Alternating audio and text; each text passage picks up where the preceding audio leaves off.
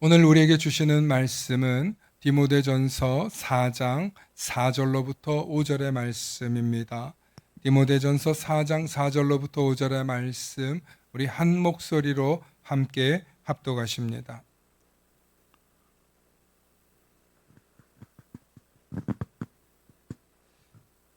함께 합독하십니다.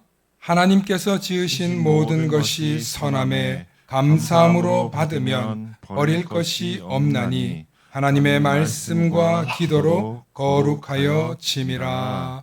아멘. 오늘 말씀의 제목을 함께 선포해 주시기 바랍니다. 더 새로운 감사로 살길 결단하라. 시작. 더 새로운 감사로 살길 결단하라. 여러분, 지난주 말씀 한번 돌려보면 참 좋을 것 같아요, 여러분. 근데 제가 새로운 감사라고 표현하면서 지난주 그런 얘기를 했어요. 절대 감사로 살면 너무 좋다. 정말 우리가 감사하면서 살면 너무 좋다라고 얘기를 했어요. 근데 감사 좋은 거 알아요. 감사 좋은 거 알아요. 그런데 감사하고 살고 싶은데 꼭 그렇게 감사할 수 있나요? 내 애가 너무너무 사랑스러운데 애가 그렇게 항상 사랑스럽기만 한가요? 오줌 싸고 똥 싸고 승질 부리고 떼쓰고 소리 지르고, 그것도 사람들 많은 데서 소리 지르면 엄마들 얼마나 창피해. 막 진짜 그것도 막 어떨 때는 요 2살밖에 안 된 녀석이 엄마를 괴롭히겠다고 억지로 토하려고 꽥꽥거려요. 아주 그냥 뭐 그럴 때 어떻게 감사해요? 성질이 나죠. 그런데 그럼에도 불구하고 우리는 감사하기로 결단해야 되는 거예요.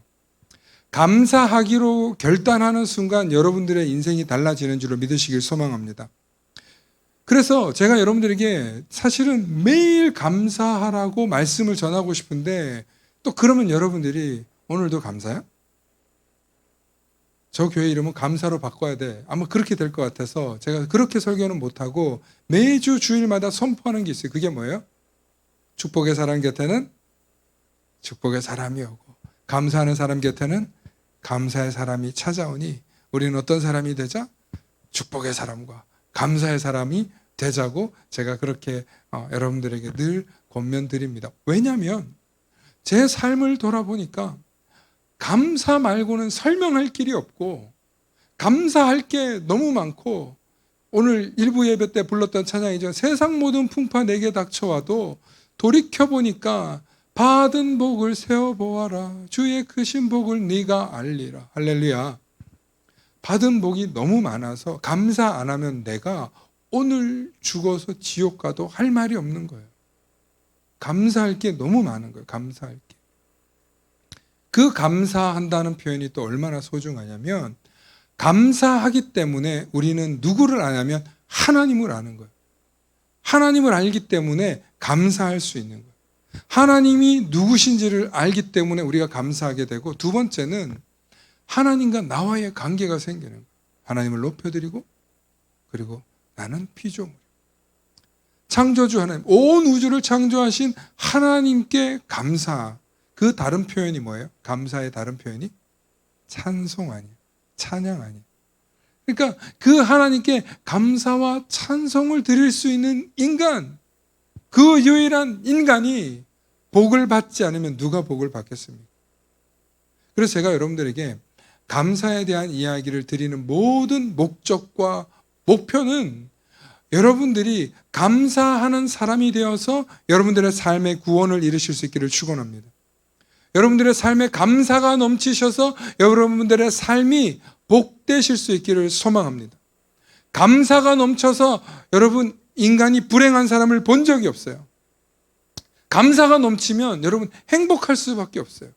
왜냐하면 감사하는 사람은 부정적인 것도 긍정적으로 해석할 수 있는 눈이 있기 때문에 그래요. 아무리 절망적이고 아무리 좌절이 있는 상황이어도 감사하기 때문에 그 순간들을 이겨내더라는 거예요. 그래서 제가 오늘 계속 귀에 감사를 오늘 완전 귀에 막 박힐 때까지 말씀을 전할 건데요. 여러분, 이 감사의 모든 목적이 뭐라고요? 여러분들의 삶의 구원을 이루고, 여러분들의 인생이 행복하고, 여러분들의 삶이 복되기를 원하기 때문이라고 제가 말씀드렸습니다. 아멘이십니까? 여러분 교회 왔는데 여러분 교회 오셔서 가장 원하는 게 뭐예요? 위로받고 소망을 얻고 복 받기를 원해서 오는 거 아니에요? 그렇지 않아요?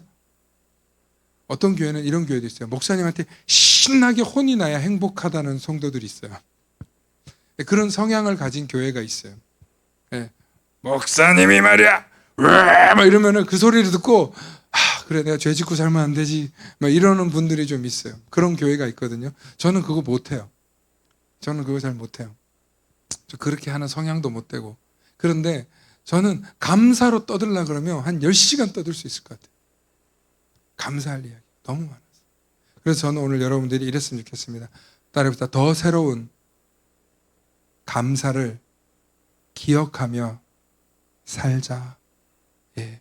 여러분 매일매일 삶 속에서 자꾸 이쪽에만 서 있으면 이쪽만 좋아한다 그럴까봐 여러분들 좋을까봐 제가 지금 이러는 건 날씨가 이래가지고 뭐 중요하다고. 그런데 정말 여러분 감사하려면 우리 삶에 정말 많은 일들이 일어나는데 목사님 어떻게 감사하냐고. 그럼 생각해보면 감사하지 못할 일이 얼마나 많아요. 진짜 길을 가다가 오늘 운전하고 가는데 별 XX 같은 사람을 만날 때가 있어요. 운전하다 보면 그지 않아요? 운전하시는 분들 매일 이 운전으로 먹고 사시는 분들이 여기 많은데 얼마나 힘들어요. 순간 까딱했다가는 사람 칠 뻔하고 차를 칠 뻔도 하고 그럴 때 우리가 얼마나 놀래요. 그래도 아이씨 감사합니다.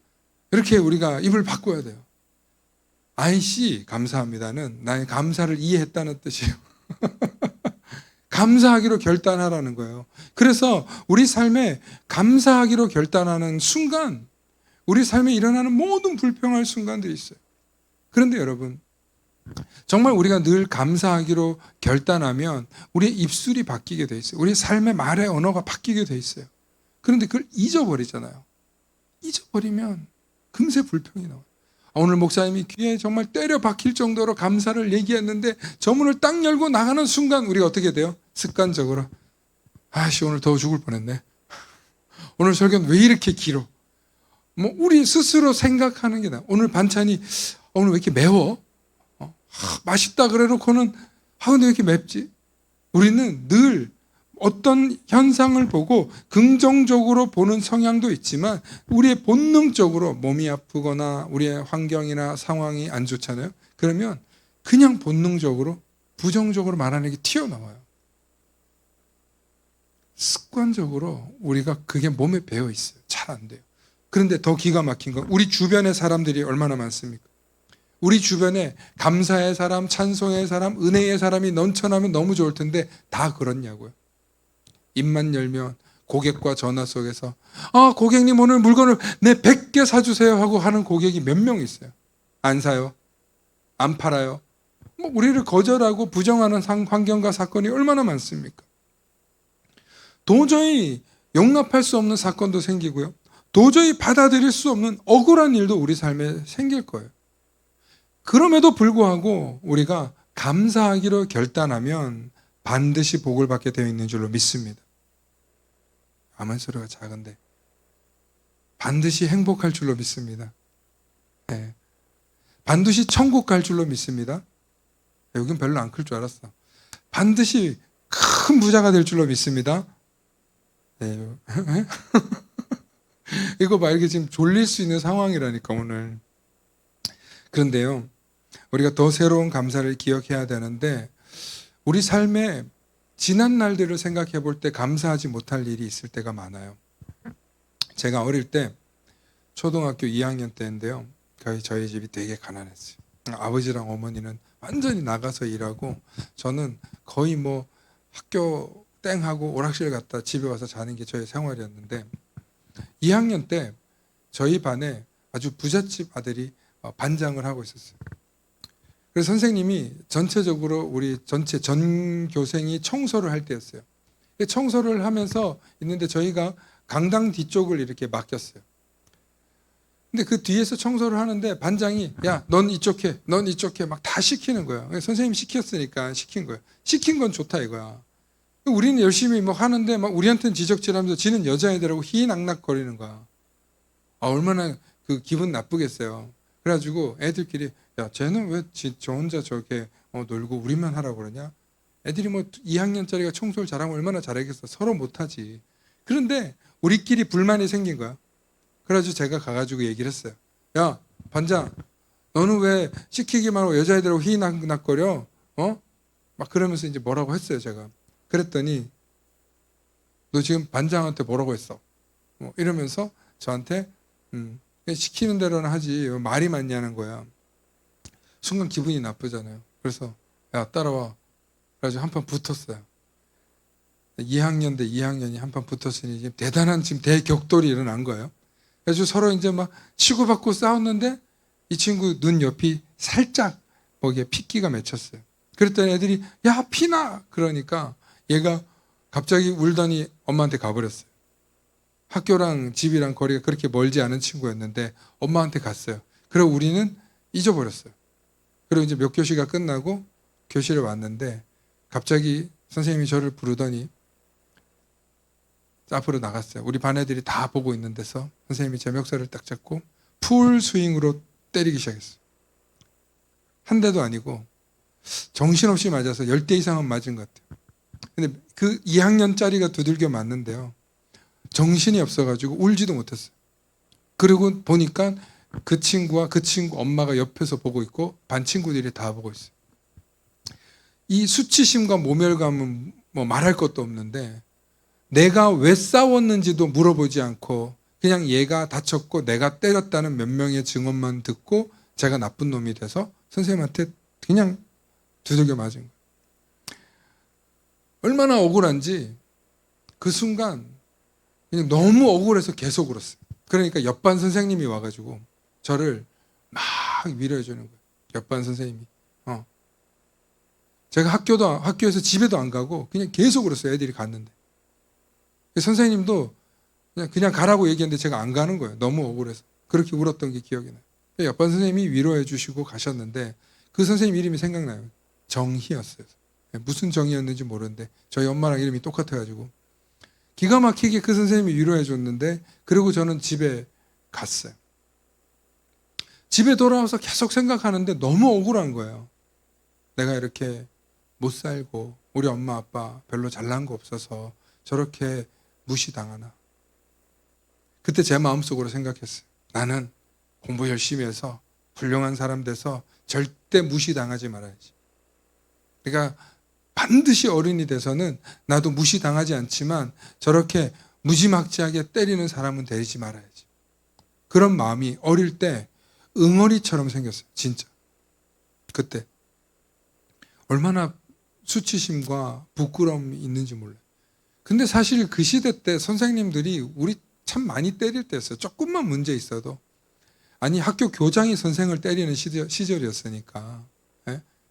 교장 선생님이 선생님 뺨 때리고 조인트 까고 그러던 시대였어요. 그게 뭐 제가 대단히 옛날도 아닌데 8, 90년대가 그랬어요. 이게 좋았던 얘기가 아니라 그랬던 그 시절을 생각해 보니까 제 마음에는 그게 상처로 남아서 지금도 그때 그 풀스윙이 지금도 기억이 나는 거예요. 여러분 어린애가 선생님 그 손뺨에 맞으면 이 귀가 나갈 정도로 멍하게 나가요. 그런데 그거 아세요? 제가 그걸 잊지 않고 살았는데 중3 때 학원을 다녔는데 학원에 되게 친한 애가 있었어요. 그 친한 애가 태완이라는 이름의 친구였는데 나중에 알고 보니까 그 친구 엄마였어요. 자기 아들도 같은 또래였는데 어떻게 그렇게 때릴 수 있었을까? 중3이 됐는데 더 억울한 거야. 그 친구가 그렇게 좋았는데 그 친구랑 절교했어요. 나중에 알고 나서. 마음에 상처가 남았던 거야, 안 남았던 거야? 남았던 거야. 그리고 다시 한번 결심했어요. 나는 그런 선생이 되지 말아야 되겠다. 난 지금 그 선생님 이름도 기억해요. 또박또박 기억해요. 잊지 못해요. 잊지 못해요. 그런데 제가 이 이야기를 하는 건 뭐냐면 시간이 많이 지나고 난 뒤에 이 일이요. 저희 딸에게 또 생겼어요. 비슷하게. 그러니까 뭐 똑같은 건 아닌데 한번 언젠가 설교 시간에도 말씀드렸는데 제 딸이 학교에서 초등학교 3학년 오빠한테 맞고 온 적이 있어요. 그래서 저희 집사람이 애가 울고불고 집에 왔다는 거예요. 집에 와서 계속 운다는 거예요. 학교에서는 안 울었는데 집에 와서 애가 시무룩하다니까 걱정되잖아요. 얘가 더군다나 여자애가 남자한테 맞았는데 학교 가기 싫다 그러고 혹시나 두려워하고 무서워하고 남자만 보면 겁내고 이러면 어떡하나 걱정이 되는 거예요, 제가. 그래서 교회에서 일하다가 불이 나게 달려갔어요. 불이 나게 달려가서 방과후 교실 선생님이 전화가 왔어요. 아이 엄마한테 연락이 왔는데 이제 어떻게 할 거냐. 그래서 이거 학교폭력감인데 어떡하냐고 선생님이 먼저 전화 온 거예요. 그러면 나는 그 엄마하고 아이를 좀 만났으면 좋겠다. 알고 보니까 우리가 살고 있는 아파트 한 동네의 아이였어요. 더군다나 한 동네니까 어떻게든 이 문제를 해결해야 되는 상황이 온 거예요. 그래서 저희가 이제 그 놀이터 앞에서 아이 엄마랑 저희 애랑 이렇게 같이 이제 나갔어요. 그리고 나가가지고 저희 이제 막내딸이 갓 태어났을 때니까 저희 집사람 못 따라 나오고 창문으로만 보고 있고, 그래서 제가 저희 딸하고 이렇게 나갔는데 아이 엄마는 완전 울상이고 애도 지금 실컷 혼이 났는지 완전히 얼굴이 찌그러졌어요. 근데 엄마 한 손에는 케이크가 들려 있었어요. 자, 여기서 싱글벙글하는 애가 하나 나타나요. 우리 나엘이가 이미 마음에 다 풀렸어. 케이크를 보는 순간 맞고 왔는데 좀 전까지는 울었던 애가 아빠가 가서 이놈 해줄게, 말해줄게 라고 하니까 얘는 의기양양했고 그 케이크를 보는 순간 기분이 다 풀렸어. 근데 그 아이 엄마와 아이는 어쩔 줄 몰라 하는 거예요. 이미 학교 폭력 사건이 됐기 때문에. 그래서 이 아이 엄마가 와서 죄송하다고, 그래서 내가 아유 괜찮다고, 애들이 그럴 수 있지, 혹시 내가 그 아이에게 한마디만 해도 되냐고, 그러니까 그러시라고, 혼내도 된다고 그러시는 거예요. 그래서 내가 이제 반무릎을 하고 아이와 눈높이를 맞추면서 이렇게 말했어요. 아이야, 너는 오빠잖아. 남자잖아. 멋진 남자는 여자를 지켜주는 거야. 네가 아무리 힘이 세도 더 센 사람을 만나면 못 이겨. 근데 멋진 남자는 더 힘이 센 사람도 여자를 지켜주는 거야. 그렇게 말하니까 아이 표정이 사뭇 바뀌기 시작해요. 옆에 엄마는 막 울기 시작해요. 그래서 이 아빠가 와서 혼낼 줄 알았는데 등친이 있던 사람이, 제가 목사인 걸 알고 온 게 아니기 때문에 그냥 학부모로 만난 거기 때문에 그렇게 말해주고 나니까 아이 엄마는 울고, 그리고 그 아이는 이제 미소를 짓기 시작해요. 우리 딸은 이제 케이크 받을 거에 생각해가지고 의기양양했는데 제가 얼마나 속상하셨어요. 그 케이크 아이랑 먹으면서 잘 푸세요. 그렇게 얘기를 했어요. 아우 이거 받으신, 아니요 이거 받으면 제가 사과 안 받은 걸로 할 거예요. 그냥 아이랑 가서 잘 케어해 주세요. 알고 보니 아이 엄마랑 아빠는 맞벌이 부부고 거의 애가 학원으로 도는 아이예요. 그러니까 애가 스트레스가 쌓여 있어서 이 분노가 그냥 묻지마 폭력으로 애한테 나온 거였어요. 그래서 그런 아이가 되지 않도록 엄마에게 권면하고 그리고 멋진 남자가 되어달라고 이야기를 했거든요. 그러자 갑자기 우는 애가 생겼어요. 저희 딸이 저 케이크 내 건데 왜 저거를 내 허락도 안 받고 아빠가 주냐고, 내 케이크 하면서 우는 거예요. 그래서 그 길로 바로 아이를 데리고 가서 케이크를 사주면서 아빠랑 먹으면 되지, 케이크 사주고 집에 돌아왔어요. 지난날의 과거를 돌이켜 볼 때 한 어른이 이유도 묻지 않고 그냥 한 아이를 두들겨 팼을 때 그 아이는 큰 상처가 남았는데, 제가 어른이 되어서 목사가 되고 이런 일을, 비슷한 일을 겪었을 때 나는 어떻게 대처하는 게 제일 좋은 일일까? 그날 그 일이 저의 모습이었는데 지금도 참 좋아요. 우리 딸도 그때가 참 좋았대요. 그렇게 아빠가 해결한 모습이 가슴에 남아요. 사랑하는 성도 여러분, 우리에게 아픈 기억이 있을 수 있어요. 억울한 순간도 있을 수 없고 지울 수 없는 상처가 우리에게 있을 수 있어요. 그런데 그것에 머물러 사는 사람은 모든 게 부정적이죠. 세상이 그렇지 뭐, 돈 있는 인간들이 그렇지 뭐, 힘 있는 사람들이 그렇지 뭐, 잘난 놈들이 그렇지 뭐, 그렇게 될 수 있어요. 그런데 그 일을 발판 삼아서 나는 그런 일을 다시는 겪지 않을 거야, 나는 결코 그런 사람이 되지 않을 거야 라고 우리가 바꾸어서 긍정적으로 우리를 바꿀 수 있고, 또한 그 사건을 계기로 우리가 더 실력을 키우고 능력을 키우는 사람이 될 수 있기를 축원합니다. 모든 일은 다 똑같아요. 우리에게 일어나는 사건과 문제와 고난들은요, 우리의 약함이 있을 때 나타나요. 우리가 실력 없을 때 그 일로 실패하고 지는 거지, 우리가 실력 있고 힘이 있었으면 지겠어요? 그래서 우리가 연약할 때 일을 당할 때 사람이 더 약해져요. 그래, 내가 힘이 없어서 졌지. 그게 팩트일 수 있어요. 그게 사실일 수 있어요. 그런데 그 사건을 통해서 우리가 어떻게 받아들이느냐에 따라 문제는 완전히 달라질 수 있다는 거예요. 그게 오늘 본문 말씀을 여러분들이 보고 해석할 수 있는 눈을 기르는 건데, 오늘 말씀 다시 한번 보겠습니다. 우리 4절부터 5절 말씀 다시 한번 읽어볼게요. 시작. 하나님께서 지으신 모든 것이 선하매 감사함으로 받으면 버릴 것이 없나니. 여러분, 여기서 하나님이 지으신 모든 것이 선하다는 건요, 이 물건 혹은 어떤 사람, 동물, 꽃, 이게 아니에요.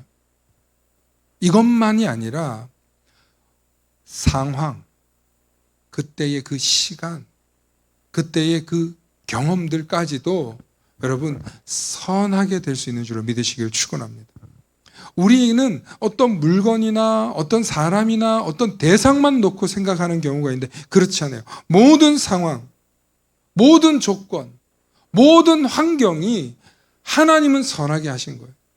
그 악한 일조차도, 그 괴로운 일조차도, 그 끔찍한 일조차도 그 일들을 딛고 일어서서 인류가 더 한 걸음씩 앞으로 나아갔고 승리했고 하나님이 얼마나 위대한 분이신지를 새롭게 발견하게 되는 거예요. 그게 성경의 이야기고 그것이 인류의 역사가 찾아가는 하나님이 누구신가에 대한 이야기예요. 그러므로 하나님이 지으신 모든 것이 선하다는 이 대전제 속에서 감사하실 수 있기를 축원합니다. 여러분, 이걸 인정해야 돼요. 목사님, 저는 동의할 수 없어요. 목사님, 저는 제 애가 먼저 하늘나라 갔거든요. 목사님, 저는 동의할 수 없어요. 제가 그렇게 60년 동안 읽어놓은 제 회사가 부도났거든요. 하나님, 저는 동의할 수 없어요. 제가 그렇게 사랑하는 사람이 갑자기 병들어서 죽었거든요. 맞아요. 그런 상황, 그런 조건을 감사하라고 하기는 어렵죠. 그럼에도 불구하고 이해가 안 되지만, 이해할 수 없지만 그럼에도 불구하고 감사해 보라는 거예요.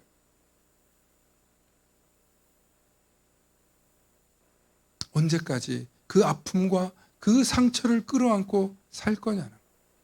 이미 일어난 일이잖아요. 돌이킬 수 없는 거잖아요. 타임머신 타고 돌아가서 구할 수 있으면 좋겠죠. 지난 날로 돌아가서 모든 것을 해결하면 좋겠죠. 여러분, 인생이 다 그런 거야. 그러면 공평하지 않잖아요. 모든 사람이요, 인생을 살면서 아무 일도 일어나지 않는 사람이 있을 것 같죠? 없어요, 그런 사람. 오히려 그런 사람이 이렇게 얘기해요. 난 인생이 너무 심심해. 내 인생은 너무 심심해. 여러분, 그럴 수 있어요. 여러분, 고난을 겪으라는 게 아니에요. 그 아픔을 즐기라는 게 아니에요. 아픈 건 아픈 거예요. 병든 건 병든 거예요. 실패하고 사라지고 잃어버린 건 잃어버린 거예요. 그런데 거기에 머물러 있지 않을 수 있는 유일한 비결은 나는 감사하기로 결단하는 거예요. 그래야 한 걸음 한 걸음 앞으로 나아갈 수 있어요. 그리고 그 감사의 대전제는 따릅시다. 하나님이 지으신 모든 것이 선하다. 선하다. 아멘. 하나님이 선한 걸 깨닫고 인정하지 않는 사람은요, 감사할 수 없어요. 그리고 그 감사하기 위해서 오늘 우리 4절과 5절 말씀은 그렇게 얘기하고 있는 거예요. 뭐라고 얘기하고 있습니까? 하나님의 말씀과 기도로 거룩해지라. 그래서 우리가 계속 감사하기 위해서 하나님의 말씀과 기도로 거룩해져야 돼요. 그러기 위해서 오늘 여러분들이 이 자리에 나오신 거예요. 그러기 위해서 여러분들이 말씀을 듣는 거고, 그러기 위해서 여러분들이 예배를 드리는 줄로 믿습니다. 두 번째는 감사하는 사람을 이길 사람은 이 세상에 없다는 거예요. 우리 한번 두 번째 제목 함께 선포해 볼까요? 시작. 세상에서 감사하는 사람을 이길 사람은 없다. 아멘. 여러분, 세상에서 감사하는 사람을요, 이기기가 어려워요. 이 말은 이런 말과 비슷해요. 웃는 얼굴에 침 못 뱉는다는 말이 있어요. 사람 심리가 그래요. 그래서 제가 심리학 얘기하려고 하는 건 아니고, 감사하기로 결단해서 모든 걸 감사하잖아요. 그러면 그 사람이 왠지 이긴 것 같아요. 내가 항상 더 잘 살고, 더 좋은 옷을 걸치고, 더 좋은 대학을 나오고, 더 좋은 직장을 다니고, 더 많은 돈을 가지고 있는데도 맨날 그 감사하는 사람한테 진 것 같은 기분이 들어요. 왜? 도대체 쟤는 뭐 때문에 저렇게 감사할까? 그 이유를 알 수 없으니까. 그런데 우리는 그 이유를 알아요. 하나님이 지으신 모든 것이 선하기 때문이라. 할렐루야. 그 어떤 것에도 감사할 수 있는 건 하나님을 알을 때, 하나님이 천지 만물을 지으시고 하나님이 나의 아버지신 것을 믿을 때 저와 여러분들도 감사할 수 있는 줄로 믿습니다. 그래서 저는 여러분들에게 당부하고 싶은 게, 감사를 잃어버린 사람을 여러분 주변에 잘 살펴보세요. 여러분들의 가족이나 여러분들의 지인 속에 감사를 잃어버린 사람 있잖아요. 그러면 저 사람이 왜 저렇게 불평하는가? 저 사람이 왜 저렇게 원망하는가? 저 사람이 왜 저렇게 부정적으로 보는가? 그게 뭐예요? 감사를 잃어버렸기 때문에. 그래서 감사를 잃어버린 사람에게 그럼 여러분들 이제 1차원적으로 이렇게 얘기할 수 있어요. 야, 너 감사를 잃어버려서 그래. 야, 감사를 회복해. 여러분 그렇게 얘기하잖아요. 그러면 너나 감사해가 나오지. 감사를 잃어버린 사람이요, 감사할 수 있도록 만들어야 돼요. 그럼 어떻게 해야 돼요? 감사를 먼저 깨달은 여러분들이 감사를 어떻게 해요? 나눠줘야 돼요. 껌 한 조각이라도, 초콜릿 한 조각이라도 주면서 나눠줄 수 있어서 감사해. 말 같지 않은 말처럼 들릴 수 있겠지만 상대방에게는 나는 너에게 내 감사를 나눠줄 수 있어서 감사의 조각을 나누실 수 있기를 축원합니다. 그래서 우리가 우리 주변에 감사하지 않는 사람들의 이야기에 너무 현혹되지 마세요. 귀담아 들을 필요가 없어요. 늘 감사하는 사람이 여러분들 주변에 가까이 있으시기를 축원합니다. 그래서 감사하는 사람은요, 여러분 주변을 바꿔요. 아무리 절망적이고 아무리 어려운 상황 속에서도 여러분들의 환경을 바꿔요. 그러므로 우리는 어떻게 해야 되냐? 감사의 결단을 오늘 이 시간 각오하실 수 있기를 축원합니다. 그래서 오늘 명언 하나 오늘 여러분들에게 나눠드리는데요. 우리 세 번째 제목이 바로 저는 명언 같아요. 함께 한번 선포해 볼까요? 시작. 감사의 결단은 위대한 신앙으로 가는 지름길이다. 아멘. 여러분, 감사로 결단하면 여러분들이 위대한 신앙으로 가는 지름길이 되는 줄로 믿습니다. 여러분, 신앙이 우리를 행복하게 하고 신앙이 우리의 삶을 복되게 한다는 걸 모르는 사람은 없어요. 그런데 아무나 그런 위대한 신앙이 되는 게 아니에요. 매 순간, 매번 감사를 해낼 때 위대한 신앙의 길이 되는 줄로 믿습니다. 인간이 감사하기로 결단하잖아요. 그러면 어떤 일들이 일어나는지 제가 몇 가지 설명해 드릴게요. 여러분들이 난 오늘 감사하기로 결단했어. 내가 정말 도저히 이해 안 되는 일들이지만 난 그래도 감사하기로 결단했어. 이러잖아요. 그러면 우리의 뇌가 이렇게 생각해요. 뭘 감사하지? 저거 감사한가? 우리 뇌가 해석하기 시작해요. 감사로 컨트롤하기 시작해요. 우리 주변에 내가 감사하기로 결단했다고 말하잖아요. 주변 사람들이 저 사람이 뭐 때문에 감사하지? 도대체 저는 뭐가 감사할까? 감사의 원인이 궁금해지기 시작해요. 우리가 감사의 입술이 되어서 감사하기로 결단하고 감사를 선포하잖아요. 그러면 우리의 뇌는 감사할 것을 찾아요. 우리 주변의 사람들의 귀는 제가 뭐 때문에 감사하지? 하고 궁금해져요. 그 비밀이 궁금해져요. 그렇기 때문에 우리가 감사할 수 있는 모든 에너지와 총 에너지들이 그 방향으로 생각과 방향이 총동원되어서 그쪽으로 가시는 줄로 믿으시길 축원합니다.